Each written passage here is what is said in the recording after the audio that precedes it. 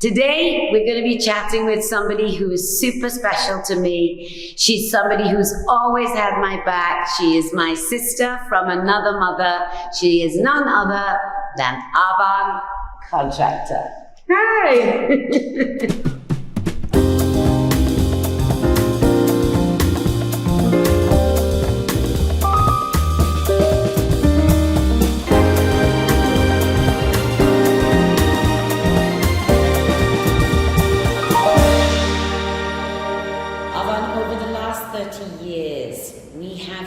Slowly incorporated technology into our working day. How does that make you feel? Was it something I said?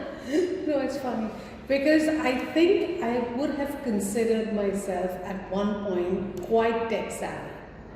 You were. I'm not saying you're not anymore, but I also felt that you did embrace the technology and you mastered the technology that helped you carry out. Yeah, so which I'm still very open to, and I think I'm very open to learning and knowing, but I think technology that doesn't really involve I don't need to get involved with, it does scare me, I think. It does, I won't say scare, I think it intimidates me. I think it just, because of technology, I think there's at times, for example, like writing a meeting in a diary versus putting it on a calendar and having a notification come up. Okay, yes, it's very helpful and I do use it, but I would say that your memory, I feel, as a person, you're so dependent then on the technology that if you've forgotten to feed it into your phone calendar, you're not going to remember that. You know, so I think it's got a flip side to both, but I think I feel lucky that I've been in a generation which has had which has used both and has grown up using both. I think we're talking about Excel sheets, we're talking about... I love an Excel sheet. I love an Excel sheet. It's damn good. But I feel like back in the day then you were relying on magazines, and I feel like I've lost connection, or I don't even buy a magazine now because everything is so digital that you can find anything by a click of a button. So I think while it's convenient, it also distances you from a much more organic or much more earthy way of discovering things. It feels intangible, right? It's like, I also love the way we used to work with magazines as references and making books your and things board. and, you know. Yeah.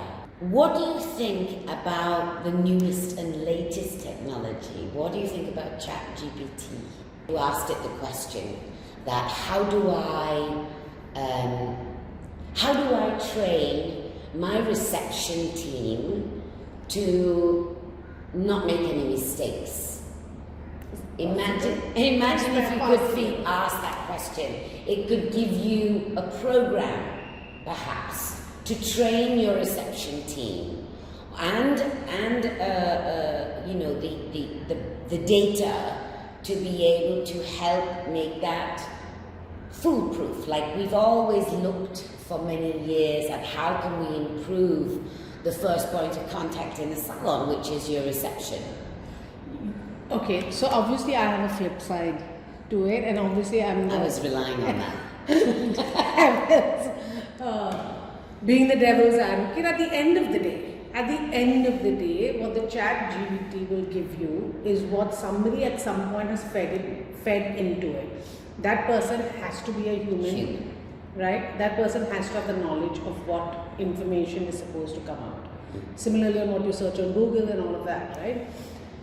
The person who's receiving the knowledge has to be willing and to implement that knowledge. Willing, capable, all of that qualities.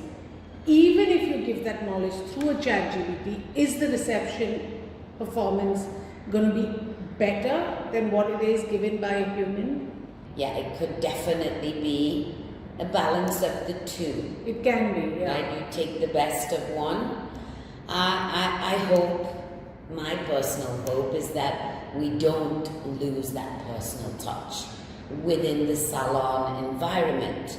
I agree, but I think over the years, 30 years that we've been in this industry, don't you feel that that ends up being the weakest link? Absolutely.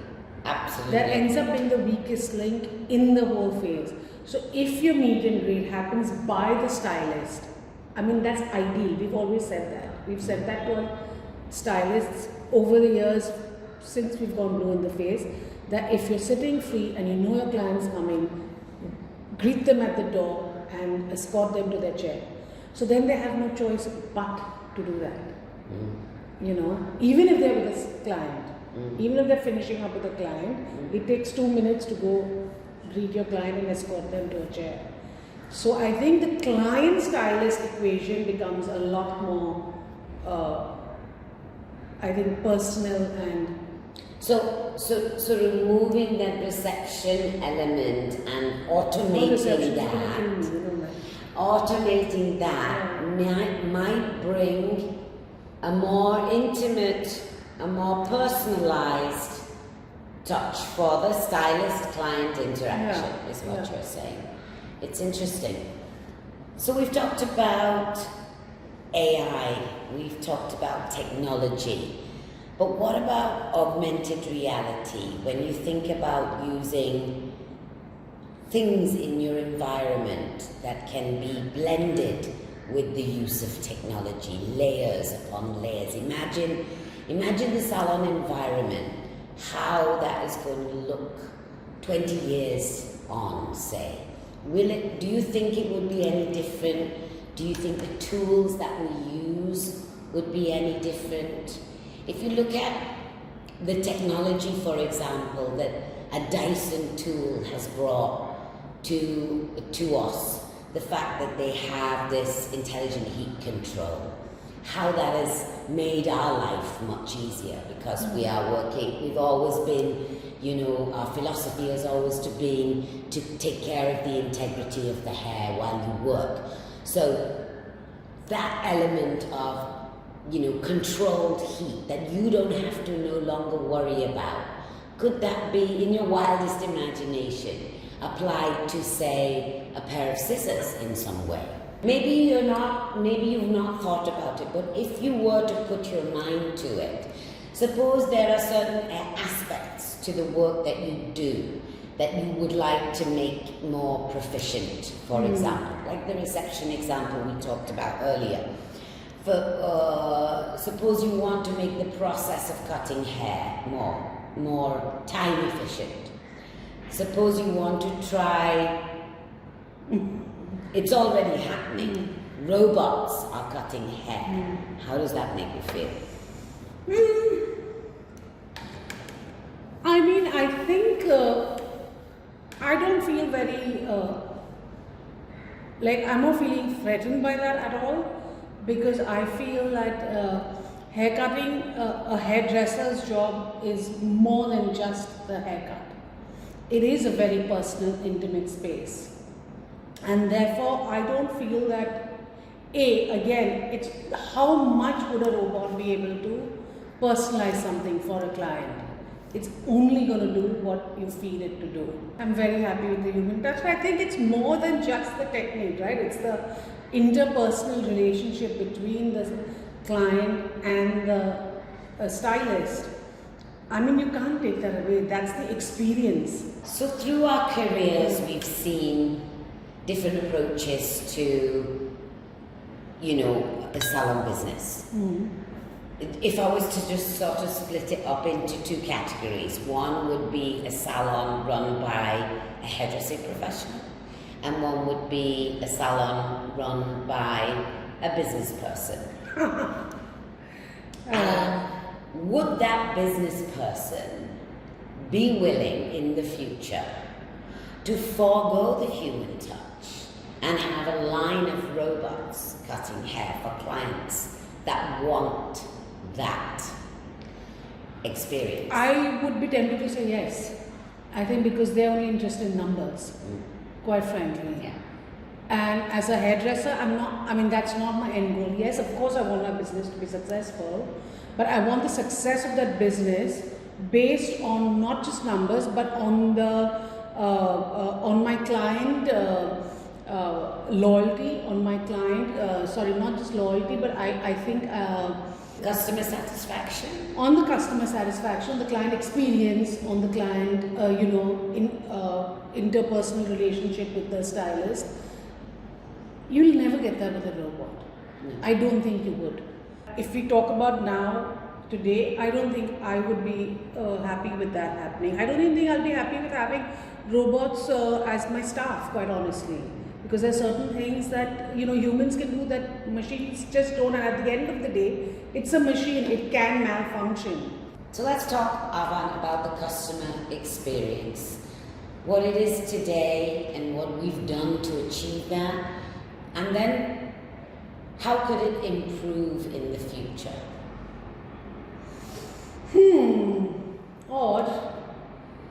Over the last maybe year, this is something that I've kind of observing. And I feel that this is my personal feeling, and I'm not sure if you agree or if others would agree to this. At least what I see around, I feel from where we were, I think the customer experience now is a little bit diluted. I feel with the younger generation, I'm finding it more transactional. I think it's very short term for that moment. I don't think it's with a view of building a long-term future. When we started in this industry, I think that was something that was kind of drummed into our heads, right? To build business for the future. When we started, the hairdressing industry was very, very small. Today it's much bigger. There are many more salons, there are many more hairdressers, there are many more companies that have started this salon chains. So it's more competitive. So there's a lot more competition. So clients are not are wanting to shop elsewhere, and therefore it's supremely important to keep that connection, to build the client stylist loyalty and brand loyalty, and to have that consistency. And I feel that somewhere that has been diluted, and it's also a little disappointing, quite honestly, because I feel that we worked really hard to build that, and I feel that that has not been taken forward by the younger generation. So yeah, that's what I would have to say about that. I knew I could rely on you to be blunt, Avan. But I just wonder if you're seeing that in the younger people in our industry. Does that also mean that the younger clients maybe also want that? So I think it's a bit of both, right? I don't think it's either or. There is that kind of instant kind of gratification. Everything is so instant that it kind of, everyone wants something new, something different constantly. But the new and different is not really, actually not, it's just a differently packaged thing. It's the same thing packaged differently. I just think that as long as you are able to give that, and you're able to kind of but still stay true to what your beliefs are, I think that is what is important. The topic that I want to touch on is, of course, education, because that's something that we've grown up on. That's something that our careers have been built around. There are big questions, I think, hanging over the education factor in our industry. One is certification, and standardization would be the other. Do you think that we need that in our industry here in India, or do you think that we are doing okay without it? Okay, so we've been doing okay without it. I think it's always good to have. it's always good to have that certification, that standard, to be practicing a craft that is so specialized. Especially now. Especially now, because I feel that, again, with the speed at which people want to get their certification, not certification, but they come out of the academy and they straight away get started. The whole internship part of it, a lot of that has kind of been either compressed or eliminated in a lot of places. I think that's a very crucial aspect of any hands-on craft. There is a debate, Avan, between, say, what's happening in the Western world in terms of certification and standardization compared to India. And we've always compared this aspect. So the question is, sometimes, in some scenarios, the certification and standardization has been called old school.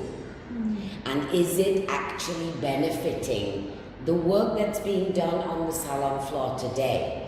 If you're learning finger waves, is it relevant to today's trends? It is relevant. So that's the question. It is relevant. Anything that was done 30 years ago, 50 years ago, it is something that is relevant today, because those are your basics. That's why they call the basics and the fundamental.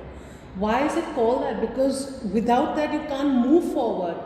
How can I take a finger wave and modernize it? Right. How can I take something that was a pin curl set and make it more contemporary? So of course it's relevant. There might be tools that are developed, technology that is developed that might make it quicker and easier and not as laborious as it was back in the day, and those that can be used to our advantage, But the techniques have to be really learned and authentic to actually then, take it forward. You can't eliminate. So I know there's a lot of debate over, even in academies and stuff, who really perms hair? Do you really need to know how to perm hair?